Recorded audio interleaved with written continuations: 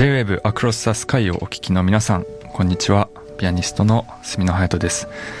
東京建物 Music of the Spheres、 宇宙には人には聞こえない音楽がある。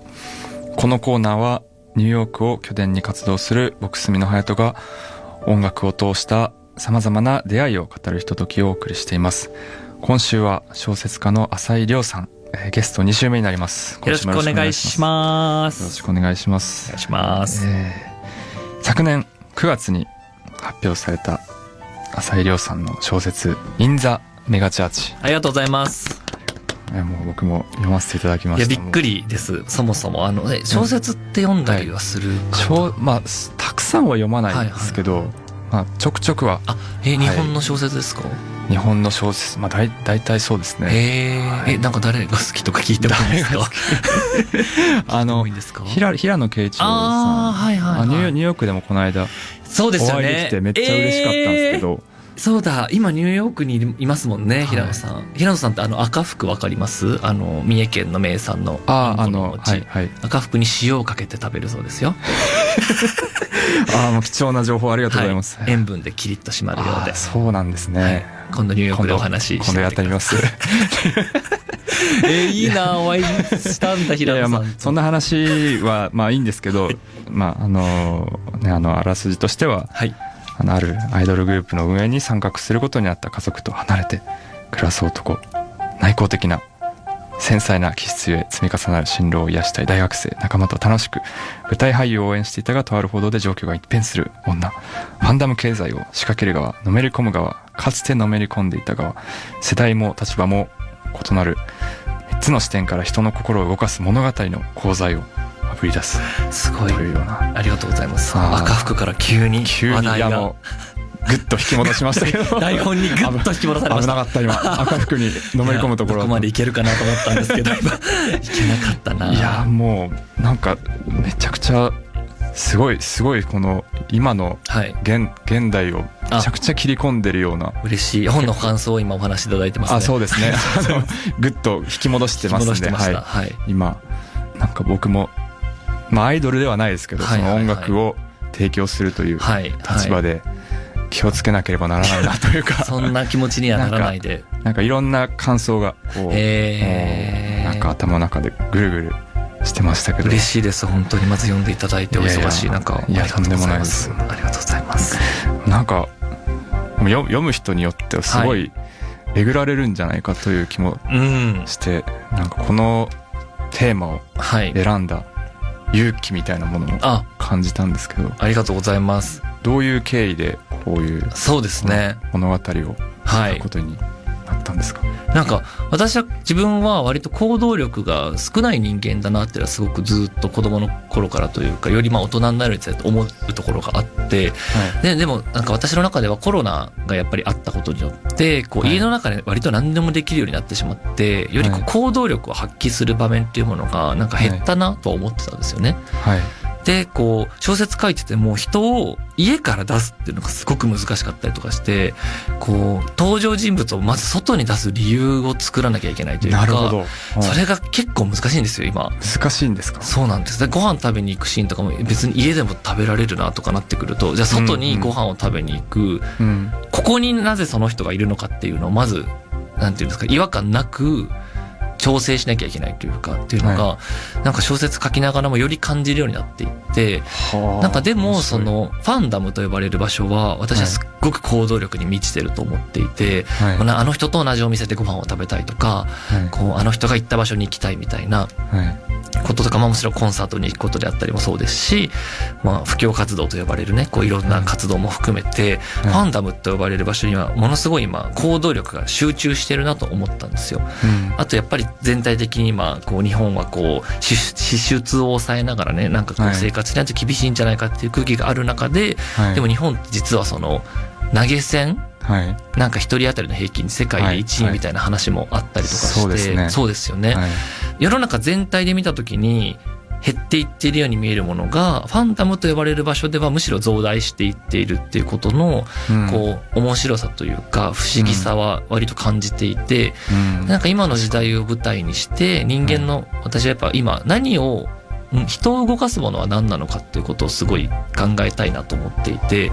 なんかそのテーマについて今考えるんだったらファンダムっていう場所が一つこう舞台となるなっていうところからこう始まっていった小説なんですよね。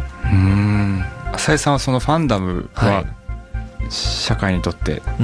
いいものだと思いますか？私ファンダム自体はいいものだと思っていて、これはこの間宗教学者の柳沢旅さんという方と対談する機会があって、すごくその方が言語化してくださったなと思ったんですけど、柳沢さんは宗教を研究されている方なんですよね。で今回の本でやっぱり書評とかでそのファンダムと宗教をこう重ねて評する文章がよく出たりとか、私のインタビューがそうまとめられたりってこともあるんですけど、メガチャーチですね。そうですね、まさにメガチャーチ、これアメリカにたくさんあるで日本にはないメガチャーチと呼ばれるものをちょっとタイトルに持ってきたんですけど、なんかそのあたりの言語化をすごく最近こう腑に落ちる言葉があって、その柳沢さんがおっしゃってたのが、やっぱり今世界のほとんど資本主義が覆ってしまっていて、つまりお金がないと何もできなくなっている状況がすごく増えていると、その癒しだったり救済だったりみたいなものにもお金が必要になっている、その分野にもお金が必要になってしまっているところがあると。でも宗教っていうものは、細分化して考えるとやっぱ祈りで救われたりとか、題目を唱えることで救済を感じられたりするものであって、その無料でできることが救済につながるっていうすごく貴重な場所であるっていうお話をしてくださったんですよね。資本主義とは別軸に存在する癒しや救済を得ることができる場所っていうふうにおっしゃっていて、でやっぱそこにじゃあ3万円祈るプラス3万円だともっと救済されますよとか、なんかこのお札が5万円で買えばもっと近づけますよ、天国にというか近づけますよっていうふうに、そこに資本主義が接続されるとやっぱりまたせっかく別軸で存在してた宗教という場所が同じ地平に引きずり下ろされてしまうって話をされていて、だから宗教はすごく大切だけど、やっぱ宗教ビジネスってなった時に何かが歪むってお話されてたんですよ。でそうやって考えると私ファンダムはそういう意味で宗教とやっぱり似てると思っていて、私もいろんなもののファンではあるので、その仲間同士で喋ったりとか、一緒にみんなでなんかライブの映像を見たりとかするのはすごく大好きで、なんかそれ多少お金がね、なんかライブ映像を見たりするのにはお金はかかるけれども、でもほとんど私の中ではお金のかからないすごい日常の中の癒しなんですよね。同じものを好きな人同士で集まって喋ったりご飯食べたりするっていうのが、だからファンダムは私もすごい救われてるなと思うんですけど、やっぱりそこに経済的指標が接続されちゃって、なんか同じ商品をいくつ以上買ったらその対象に近づけますよとか、その経済的なものが接続されてファンダム経済になっちゃうと、やっぱりちょっと何か歪みが発生するというか、本来その別軸で存在していた癒しがまた資本主義の基準にこう引きずり下ろされてしまうっていうのをそれ重ねて考えることができるなと思っていたので、そうだからファンダム自体は私はやっぱり生活における別軸として、なんか私にとっても大事だし、そこに生かされている人は多いだろうなと思います。なるほど。でもその宗教が資本主義から隔離されているべきであるっていうのは確かにその通りだなと思いましたね。でもなんか昔も僕もなんか宗教って、僕も無宗教だし、そんなに信じるものはないし、その気持ちは理解あんまりできなかったんですけど、10代の頃は。でもやっぱり信じるものがある、その人生において、人の人生において信じるものが何かあるっていうのはとても大切なことだなとも最近よく思うし、なんか特にクラシック音楽とかやってるとキリスト教は近いですよね、きっと出てくるので、なんかそういうことはよく考えるし、そういう意味でもなんかとてもいろいろなことを思った小説でしたけど、また暮らす国が変わられたらまたその辺の感覚もだいぶ変わりそうですよね。そうですね。いろんな宗教の方がいらっしゃる町に今住んでらっしゃるわけですもんね。ニューヨークだとキリスト教はもちろん多いし、日曜日に教会行く人はよくいますけど、でもそれだけじゃないですからね。そうやっぱ日本で暮らしてるとなかなか宗教っていう言葉自体になんか禁忌っていうか、そうなんですよね。なんかちょっと抵抗感みたいなものを抱いちゃうっていうのはなんかもったいないっていうのも変ですけど、そうそれ自体は別にこう悪いものではもちろんないから、なんかその言葉が持つなんかカロリーがちょっと高すぎるっていうか、そういろんな意味含みすぎてる感じがあるなって。そうですね、まあ、だからそれこそその資本主義と接続されてしまっている例がまあポツポツあるから、そういうのがこうネガティブなものとして、そうやっぱいろんな事件もね実際日本では起きてるから、それがすぐ脳でつながっちゃうっていうのはやっぱあるよなっていうのは思いますよね。僕がまあ信じるものはないと自分で思ってたんですけど、なんかよく考えてみると僕は科学をとても信じているんじゃないかという気持ちになって、なんかまあ宇宙の外とかどうなってるか分かんない、だから科学者がいろんなことを言うわけだけど、まあそれを信じるか信じないかって別に証明もできないし、例えばその宇宙がもしかしたら多元宇宙になっていてたくさんあるかもしれないみたいなの、それを信じることって別になんかキリスト教の神を信じるのとそんなに何ら変わらないんじゃないかという気持ちになってきて、そうですよ。なんか名前がついてないだけで何々教とかついてないだけで、そうありますよね、そういう。それがこう自分の行動指針みたいなものを決めるものにまでこうなっていくのかはこう人それぞれですけど、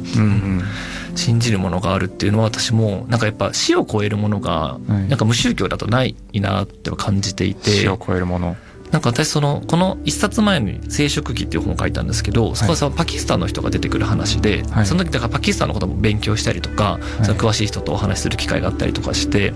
でこういろんな国で滞在してた人の宗教観が出てる文章とかも拝読したんですけど、その時すごい印象的だったのが青年海外協力隊が何かで滞在国でホームステイしてる方の文章で高熱が出ちゃって、病院とかもなんか行けないみたいなで、私このままもうダメだ終わっちゃうんだ自分の人生ってその筆者は思ったみたいなんですよね。でホームステイ先の家族に私このままだともう死んじゃうかもしれないっていうふうに話したら、ホームステイ先の家族が大丈夫死んだら毎日祈るからって言われたっていう話があってあもう祈ればいいんだ。そう死んだ後祈るから、その後あなたは救われるから、だから私たちが祈るから大丈夫だよって言われた時に、あこの人たちには死の上がある、で宗教ってそういうことなのかもしれないみたいなことを文章を読んで、あ確かになんか死を超えて信じられるものっていうか、なんか死以上に確定的だと思えるものっていうものが、宗教だと存在しないなっていうふうに思って、なんかだからやっぱりなんだろうな、病気の時とか本当なんか強いというか泰然といられるのかもしれないなって思いましたね。その自分が本当に弱った時にすっごい高い水にすがるんじゃなくてもともと祈っていたものにすがることができるっていうのは、なんか皮肉ですけどある種健康的というか、確かにな。浅井さんは信じるものありますか？でいやでも私はね、だからやっぱ別軸を持つっていうのはやっぱ一つ信じる神があるとの比べると規模は小さいかもしれないんですけど、結構別軸があるっていうのはやっぱ大事だなと思っていて、なんか私そういう意味ではやっぱスポーツしてる時って、スポーツされるんですか？スポーツバレーボール好きなんですけど、バレーボールしてる時って小説書いてる時って私結構割となんか社会と接地面が多い感覚が自分の中でしているんですけど、バレーボールってまずコート、線を引いてコートを作るじゃないですか。でそのコートの中ってボールを落としちゃいけないんですけど、でもボールって別に落ちていいじゃないですか、世の中で。そういいけど、この線の中は絶対にボールを落としちゃダメですよっていうなんか謎社会が誕生するわけですよ確かにバレーという名の、そうですね。そっか、それを社会と表現するのが面白いな。でもそのコートの中にいる時は、ボールを落とさないことが最優先事項になるんですよ。そうですね。そう言葉はあれかもしれない、人権以上のものかもしれない。もしかしたらボールを落とさないことが人権より大切なものぐらいにまでなってしまう時が、でもそれ良くないですね、良くないんですけどっていうぐらいの社会が線を引くだけで生まれるっていうのが、なんか私にとってちょっと救いでもあって、そのスポーツをしている時、バレーをしている時の、ボールを絶対に落とさないことだけを考えてる時間でもいいのに別に本当はボールなんて落としていいのにっていうあの時間はなんか私結構なんか自分にとって大事なのかなというふうに思ってるんですよね。別軸の世界にいられるっていうか。他のことを考えなくていい時間があるっていうのがそうヘルシーであるっていう。考えなくていいどころか落ちてもいいボールをみんなで落とさないようにしているというさらに距離感がある感じですね。はあ、そういう風にスポーツを楽しめば多少いいですね。あると私は思っていて、うん住野さんはなんか別軸の世界っていうか、なんかこれはやるようにしようとかあるんですか？別軸の世界、いやでも僕スポーツはしないんですけど、はいはいはいでもジムには行くようにしました。へえ。それはそれでやっぱコンサート体力的なものも含まあめて、もともとそういう気持ちでなんかこうやっぱ凝るんで、はい肩とか首だってずっと一曲なんか長いのめっちゃ長くないですか？じゃあクラシック長いんですよ。長いっすよねもう何十分とかあれ平気であるから。ショパンコンクールとかたまに YouTube で生配信とかされてるの見ると、はいまだ同じ人が弾いてるちょっと洗い物とかして洗濯してはい、まだ同じ人がいる。いやもう1時間のステージとかなんでね。すごいっすよあれはね。いやもうでリサイタルとかで2時間になるでしょ。2そうですよね時間弾くわけです。もうめっちゃ疲れるし、で移動もするから、いやーもそうこれは体力作りせなかんと思ってう間違いない。行くんですけど、はいまあこれはなんかのいろんなところでいろんな人が言っているたことで自分も実感したんですけど、やっぱり走るとなんか気分が良くなるんですよ。単純な話でもうめっちゃいい肯定感が上がる。めっちゃいい。これ大事やなと思って。住野さんが走ると気分が上がるとおっしゃってます皆さん。こんなになんかもうベーシックなことを本当だったん今だ。更知るっていうあれって本当だったんだって。なんか時差ボケとかがあるわけですよね。いや旅でそうですよね。で朝なんか結構サボケね。なんもやる気が起きないはいはいはい朝とかあるわけですよ。もうぼーっとしてて、はい。でやっぱ日光浴びてうん。なんかちょっと体動かすとやる気が戻そのってくる。通り。こんなベーシックなことを今更知るんだみん俺は。な言ってたなみたいな。みんな言ってたわ。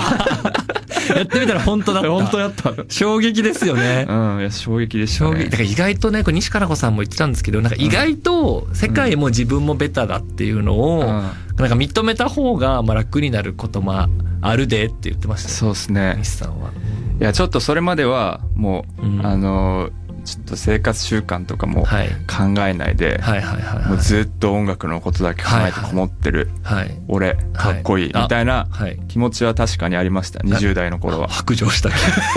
突然の白状。いやそうではなかったかもしれない。あ、実は体あってのだと。体あってのっていうもう30代っぽいことをちょっと言うの恥ずかしいんいやでもですけど、そうらしいですよ。そうらしいですよね。本当にそうらしいです。作家の世界でよく言われてるのが、はい。最後まで生き残ったやつが好き勝手書けるって言ってて、あーあいつはこんなやつだったとか、はいそう最後まではい生き残ったやつがはい。その世界を上書きできるというなるほど。言われているので体力勝負だなと思います。はすいません。そろそろお時間となってしまいました。なんかはい関係ない話で終わるい。で感めっちゃじでしたけども。楽しかったです。走ると気持ちよくなるって言ってる住野さんが。はい。はい、もう本当にベーシックな話で、めっちゃ良かったです。はい、でもまたお話いろいろぜ聞かせひちてください。ょっと何らかではい何らかで本当にお会いしたいです。はいありがとうございます。ありがとうございます。皆さんもぜひ小説インザネガチャーチお手に取って読んでみてください。税込み2200円です。大きいですよね。本がね。ありがとう。ありがとうございます。うんそうなんです。はい。物体として大きいので。物体として大きいからなんはいかお得感もありますよね。ありがとうございます。 2週にわたって登場いただきましたゲストは浅井亮さんでした。ありがとうございましありがとうございまたし。